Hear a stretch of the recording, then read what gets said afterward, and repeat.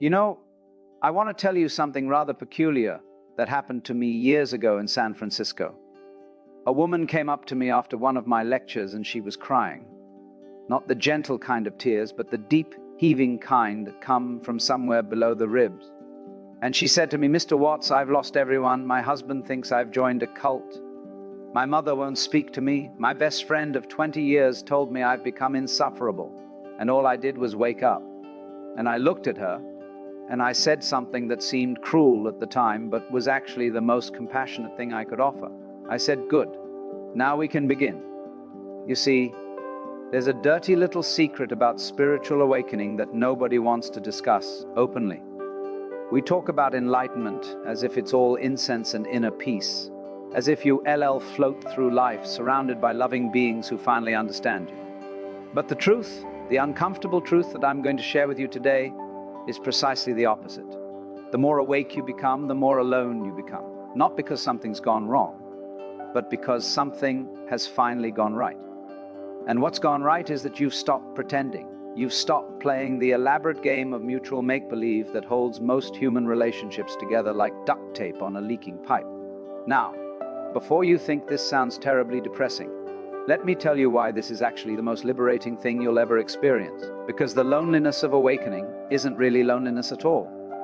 It's the first taste of genuine freedom.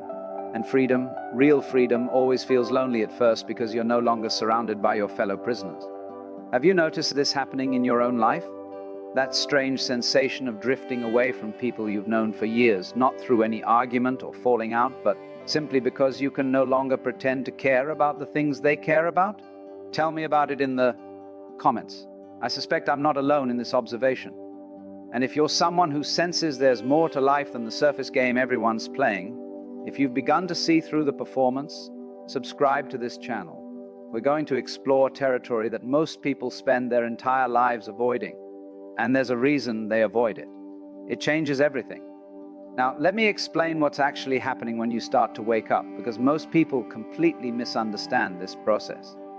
We're taught from childhood that connection means agreement, that love means shared opinions, that friendship means finding people who reinforce our view of reality. Think about it. How did you make friends as a child? You found someone who liked the same games, the same toys, the same stories, and as adults, we do exactly the same thing, except now the games are called careers, the toys are called possessions, and the stories are called beliefs. Most people spend their entire lives building what I call reality clubs. These are groups of people who have agreed, mostly unconsciously, to believe the same things. They agree that money is important. They agree that status matters. They agree that certain political views are correct and others are dangerous. They agree that happiness comes from acquiring things and experiences. And within these reality clubs, everyone feels safe. Everyone feels understood. Everyone feels like they belong. Here's what nobody tells you. These reality clubs are prisons. Very comfortable prisons with nice furniture and pleasant conversation. But prisons nonetheless. And the moment you start to wake up, you begin to see the bars. You begin to notice that everyone in the club is just reinforcing each other's dreams, each other's anxieties, each other's fundamental misunderstanding of what life actually is. It's like being in a room where everyone has agreed that the elephant in the corner doesn't exist. They've decorated around it. They've arranged the furniture to accommodate it. They've developed an entire vocabulary for not mentioning it. And you suddenly can see the elephant. In fact, you can't stop seeing the elephant. And every time you try to point at it, everyone looks at you as if you've gone mad. But here's where it gets fascinating. What I'm about to share will completely shift how you understand this isolation. And once you see it, you can't unsee it. Let me tell you about a man named Richard, because his story shows exactly how this works. Richard was what you might call a professional succeeder, 47 years old, CEO of a mid-sized company, beautiful home in the suburbs, wife, 2 kids, a golden retriever named Max. Richard had done everything right. He'd followed the script perfectly, and by any external measure, he was winning the game of life. But something happened to Richard during a routine business trip to Japan. He had a few hours free, and on a whim, he wandered into a Zen temple in Kyoto. Not for any spiritual reason, he was just killing time. But something in that temple broke open inside him. He sat in the silence and suddenly realized that his entire life was noise. Not just external noise, but internal noise. The constant chatter of ambition, comparison, fear, desire. For the first time in 47 years, he experienced a gap in that noise. Just a moment, maybe 30 seconds. But in that gap, he saw something that would change everything. He saw that the person he thought he was, the CEO, the husband, the father, the success story, was a character he was playing. A role he had learned so thoroughly that he'd forgotten it was a role. And in that moment of seeing, something in him relaxed that had been tense since childhood. Richard came home a different man. Not dramatically different. He didn't quit his job or leave his family or shave his head and move to a monastery, but subtly, fundamentally different. The game had become visible to him as a game, and that's when the trouble started. He told me something that haunts me still. He said, "Alan, the strangest thing happened. I went to dinner with my oldest friends, men I'd known for 20 years, and I realized I had nothing to say to them. They were talking about the stock market, about golf handicaps, about their children's college applications, and I could see suddenly that all of this was a way of not talking about the fact that we're all going to die, that none of this ultimately matters, that we're all terrified and we're all pretending not to be." Richard tried to bring this up. Gently, he thought. He said something like, "Have you ever wondered if there's more to life than this?" And the table went silent. His friends looked at him like he'd started speaking Martian. And then, awkwardly, someone changed the subject to football. Within a year, Richard had lost most of those friendships, not through any dramatic break, but through a slow erosion. He simply couldn't pretend anymore. And his friends, without ever discussing it openly, sensed that Richard had become dangerous. Not physically dangerous, but dangerous to their shared reality. His very presence was a reminder that the game they were playing was optional. And this is what the great Swiss psychologist Carl Jung understood deeply. He said that the process of becoming whole, what he called individuation, necessarily separates you from the collective. Not because you become antisocial, but because you stop deriving your identity from the group. You stop needing others to confirm who you are. And that, paradoxically, is threatening to people who still need that confirmation. Have you experienced something like this? That moment when you saw through something you'd always believed and suddenly found yourself unable to pretend you hadn't seen it? Share your story in the comments. These experiences matter. Now let me lay out the philosophical foundation of what's actually happening here, because this goes much deeper than simple social incompatibility. You see, most people think relationships are about finding someone who matches you, who agrees with you, who sees the world the way you see it. But this is actually a profound misunderstanding of what relationship is. What we call friendship is usually a mutual conspiracy to maintain illusions. I'll agree not to mention your elephant if you agree not to mention mine. I'll validate your story if you validate mine. We're not actually meeting each other. We're meeting each other's masks, and we're agreeing to pretend that the masks are the real thing. When you begin to wake up, you can no longer participate in this conspiracy, not because you've become superior or more virtuous, but simply because the masks have become visible as masks. It's like trying to enjoy a magic show after you've learned how all the tricks work. The magician is still skilled, the performance is still entertaining, but the magic is gone. Here's the joke of it all, and I do mean joke in the cosmic sense. The thing that alienates you from others is precisely what could, in theory, bring you closer to them.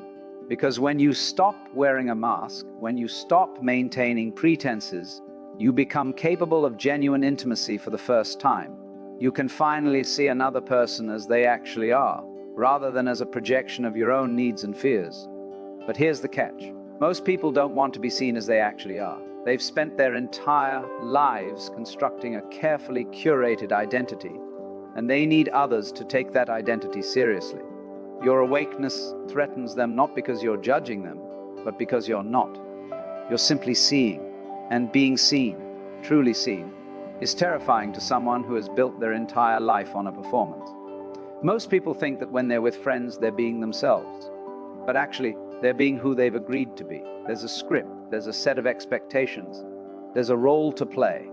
And everyone is unconsciously monitoring everyone else to make sure no one breaks character. And this is where it gets really interesting. Jung noticed something fascinating in his patients. He observed that people have what he called a persona, a Greek word meaning mask, which is the face they show to the world. And most people mistake their persona for their actual self. They think they are their social role. But behind the persona is what Jung called the shadow. All the parts of yourself that don't fit the role. All the thoughts, desires, and impulses that would get you kicked out of your reality club if you expressed them. And even deeper than the shadow is what Jung called the self with a capital S, which is the totality of who you are, including the unconscious depths that most people never explore. Now, what I'm about to explain next is where most people's minds get completely blown. This is the part that changes everything. Stay with me here. When you begin to wake up, you're essentially moving from identification with the persona to recognition of the self. You're no longer defined by your social mask. You're no longer the role you play. And this creates an enormous problem for your relationships, because everyone else is still relating to your persona. They're still talking to the mask. And when the mask becomes transparent to you, you can no longer take the conversation seriously. It's rather like being an actor who suddenly realizes mid-performance that they're on a stage. The other actors are still fully absorbed in their characters, still believing in the drama, still taking it all terribly seriously. But you've woken up to the fact that it's a play, and you can't quite fake the same level of investment anymore. Think about what this actually means for everyday life. Your friend complains about their terrible boss, and you can see that what they're really complaining about is their own refusal to take responsibility for their situation.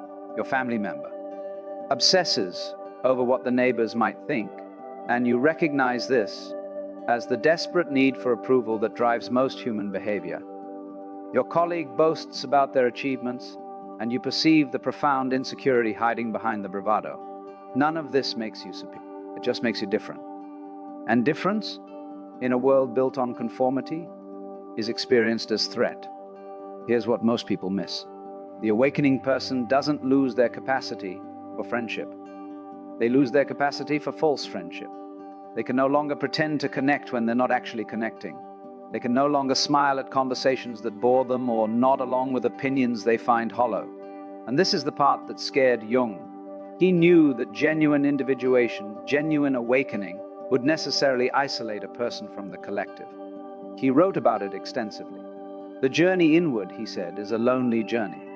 Not because you're moving away from people, but because you're moving toward yourself. And the self you discover there has very little in common with the persona your friends knew. But wait, it goes even deeper. The isolation isn't just social, it's existential. You see, most human beings use relationships as a way of avoiding themselves. They stay constantly surrounded by others so they never have to face the vast mystery of their own being. Company becomes a drug. Conversation becomes an anesthetic. Belonging becomes a way of not having to confront the fundamental aloneness that is the human condition. When you wake up, you can no longer use others in this way. You have to face yourself. And that facing, that turning inward, that willingness to be alone with the infinite depths of your own consciousness, this is what really separates you from the crowd. Most people will do anything to avoid that confrontation. They'll fill every moment with noise, with activity, with company, because the silence terrifies them. In the silence, they might have to ask questions they don't want to answer. Let me tell you about another person, a woman named Sarah, because her story shows the other side of this. Sarah was the opposite of Richard in many ways. She wasn't a CEO. She was a social worker, dedicated to helping others, surrounded by friends, always the one organizing gatherings, remembering birthdays, making everyone feel included. Sarah's identity was built entirely on her relationships. She was the connector, the caretaker, the one everyone relied on. And then Sarah went through what she later described as a spiritual emergency. It started with burnout from her work. She was giving so much to others that she had nothing left for herself.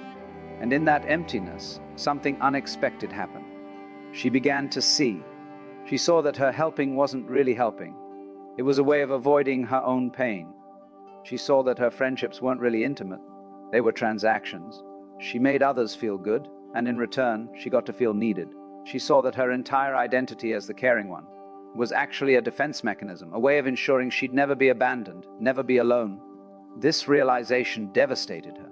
Everything she'd built her life on began to crumble, and within 6 months, she'd lost almost all of her friendship. Not because she became cruel or withdrawn, but because she could no longer play her role. She could no longer be the caretaker who never needed care. She could no longer perform the function that her friends had come to expect. And here's what Sarah said that perfectly captures this whole teaching. She said, "I realized that nobody actually knew me. They knew the character I was playing, they knew the service I provided. But me, the real me, the frightened and confused and searching me, that person had no friends. That person had never had any friends, because that person had never been allowed to exist in the relationship." Sarah's story shows something crucial. The friendships we lose in awakening were never real friendships to begin with. They were mutual arrangements, business deals of the soul. You provide this, I'll provide that. And when you can no longer provide what the arrangement requires, the arrangement dissolves. I'm curious, as you're hearing this, what's shifting in your understanding? Are you recognizing patterns in your own relationships? Tell me in the comments. I read every one. In practical terms, what this means for your daily life is this. You'll start to notice that most of your social energy has been spent maintaining illusions, the smile you fake when you're dying inside, the enthusiasm you perform when you feel nothing, the agreement you offer to opinions you find absurd. All of this is exhausting. And when you stop doing it, you suddenly have enormous amounts of energy available. But you'll also notice that many of your relationships were built entirely on this pretense. Without the fake smile, without the performed enthusiasm, without the hollow agreement, there's nothing left. The relationship was never about two people meeting. It was about two masks dancing. The next time you're in a social situation, try this. Instead of immediately filling the silence with talk, just wait. Be present. See what happens. Watch how uncomfortable people become with even a few seconds of genuine silence. Watch how desperately they scramble to say something, anything to fill the gap. That desperation, that terror of silence, that's what you're waking up from. This is why so many people exhaust themselves in social situations. They're working constantly, performing constantly, managing impressions constantly. They leave parties drained, not because of the people, but because of the performance. Think about your own life for a moment. How many of your friendships require you to be someone other than who you actually are? How many conversations do you participate in that bore you to tears? How many opinions do you pretend to agree with just to keep the peace? You'll start noticing this everywhere. Once you see it, you can't stop seeing it. The entire social world is a stage, and almost everyone is acting, and almost everyone has forgotten they're acting. And you're the one standing in the wings watching the show, no longer sure if you can walk back on stage and pretend you don't see the scenery for what it is. If this is opening new doors in your mind, take a moment to subscribe. There's a community here of people who are done with pretending. Your presence matters more than you know. But here's what most people miss about this whole process. And this is the deeper revelation that changes everything. The reason awakening costs you friends isn't because you've become too good for them. It's because you've become too real for them. And reality, genuine reality without the filters and the softening and the pretense, is terrifying to people who have built their entire lives on avoiding it. Think about what we do in normal social interaction. We curate, we edit, we present a version of ourselves that we think will be acceptable. We hide our fears, our doubts, our confusions, our secret shames. We show only the parts we think will be approved of. And when you stop doing this, when you allow yourself to be seen in your full complexity, in your full humanity, in your full uncertainty, most people can't handle it, because your honesty reminds them of their own dishonesty.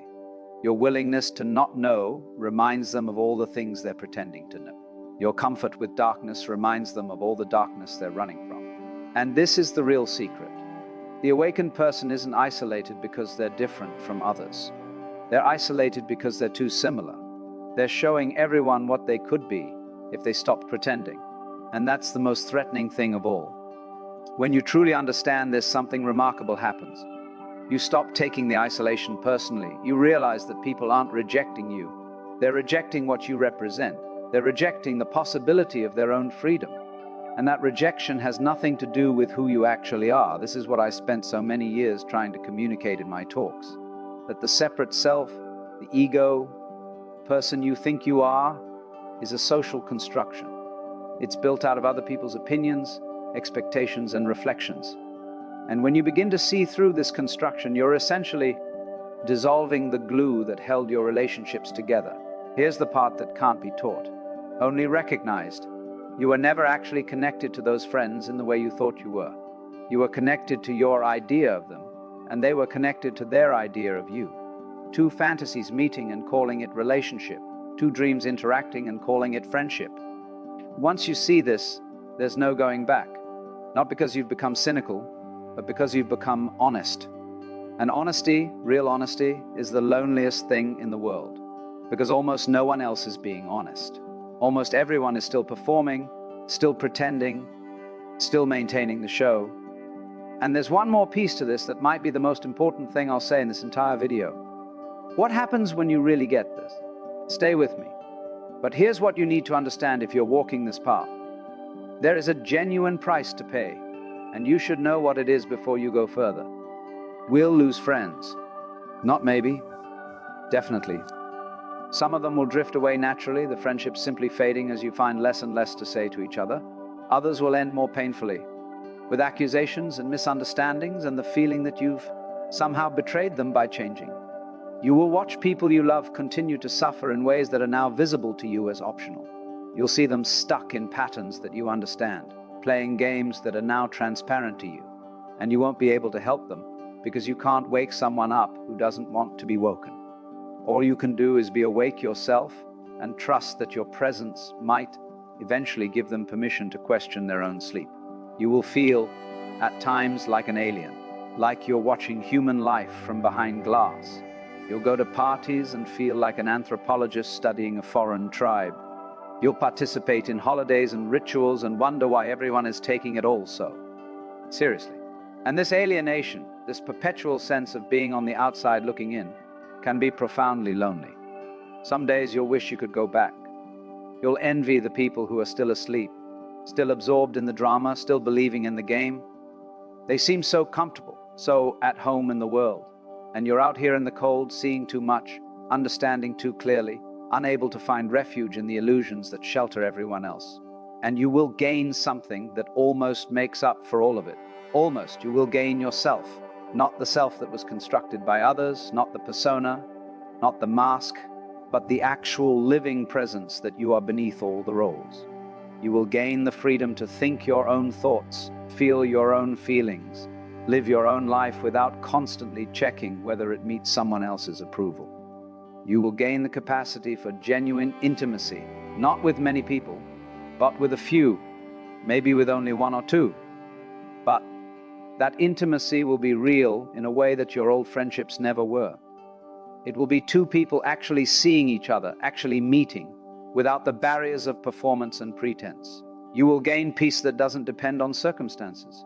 When you're no longer seeking validation from others, when you're no longer terrified of their disapproval, a remarkable stillness becomes possible. You can be at ease in situations that would have tormented you before. You can be alone without being lonely. Now, you might be thinking this all sounds rather extreme. Or perhaps your mind is generating objections, telling you that I'm being unnecessarily dramatic, that you can wake up and still keep your friends, that this isolation I'm describing is optional. I know this can feel threatening at first. Your mind might be arguing with this right now, and that's perfectly fine. That's what minds do. They protect us from truths we're not ready to face. Your mind might be saying, but my friends are genuine. My relationships are real. I'm not pretending. And maybe you're right. Maybe you're one of the rare ones who has built relationships based on authenticity rather than mutual performance. In that case, awakening won't cost you those friendships. It will deepen them.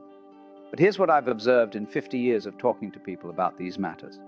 Most of us are more pretentious than we realize. Most of our relationships contain more performance than we'd like to admit. And most of us discover this only when we begin to stop performing and watch how others react. The very fact that you're still watching, still listening, means something in you, recognizes the truth in what I'm saying. That recognition isn't coming from your social self, from your persona. It's coming from somewhere deeper, from the part of you that has always known that something was off, that the game wasn't quite what it claimed to be. Jung said that the resistance itself is part of the process. Every objection your mind raises is an opportunity to go deeper, to question more thoroughly, to see more clearly. The mind's resistance is actually a sign that you're approaching something true. Lies don't need to be defended. Truths require that kind of elaborate fortification. So when we put this all together, what are we left with? With a profound paradox. The journey toward genuine connection with others requires first a willingness to be disconnected from the false. You have to lose the relationships built on pretense before you can find relationships built on truth. You have to endure the loneliness of awakening before you can discover the aloneness that is actually fullness. This is what it all comes down to. The spiritually awake person doesn't have fewer friends because they become worse at friendship.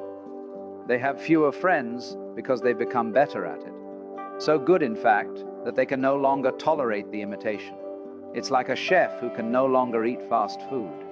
Not because they've become snobby, but because their palate has developed to the point where they can taste the difference between nourishment and empty calories.